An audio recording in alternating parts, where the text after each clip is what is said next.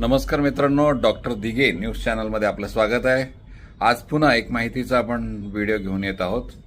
ज्या पद्धतीने आपण सिडको, म्हाडा तसेच पीएमआरडीए किंवा ज्या सरकारी योजना असतात यांच्या गृहनिर्माण योजनेची माहिती सर्वसामान्य घर घेणाऱ्यांना देत असतो, त्याच पद्धतीने आज एक नवीन जी बातमी आहे ती आपण घेऊन येत आहोत।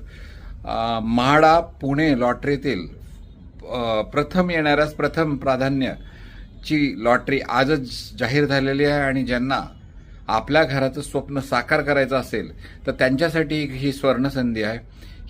ही लॉटरी जी आहे ही आज म्हणजेच 10 ऑक्टोबरपासून फर्स्ट कम फर्स्ट प्रोसेस प्रमाणे चालू झालेली आहे आणि या लॉटरीमध्ये आपल्याला सहभागी व्हायचं असेल तर निश्चितपणाने आपण या व्हिडिओच्या माध्यमातून आपल्याला ही माहिती देण्याचा प्रयत्न आज करणार आहोत। नमस्कार मित्रांनो, डॉक्टर दिघे न्यूज चॅनलमध्ये ज्या पद्धतीने आपण गेल्या काही दिवसापासून सिडको म्हाडा पुणे लॉटरीतील वेगवेगळ्या लोकेशन्स किंवा वेगवेगळ्या ठिकाणी गृहनिर्माण जे योजना आहेत त्या योजनेतील वेगवेगळ्या लोकेशन्सवरती आपण प्रत्यक्ष जाऊन त्याचे व्हिडिओ आपण काढलेले आहेत। जर आपल्याला म्हाडाच्या प्राईम लोकेशन्स पुण्या लॉटरीतील घरांसंदर्भात माहिती हवी असेल तर चॅनलवरील व्हिडिओ आपण पाहावेत। त्याचबरोबर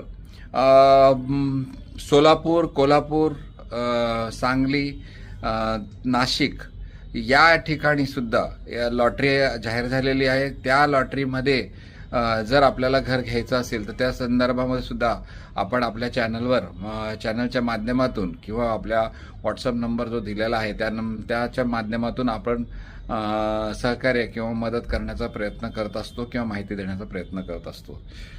आज याच अनुषंगाने जी म्हाडा पुणे लॉटरीतील प्रथम येणाऱ्यास प्रथम या तत्वावरती 200 पेक्षा जास्त घरं उपलब्ध झालेली आहेत आणि ही घरं तळेगाव दाभाडे या ठिकाणी आहेत।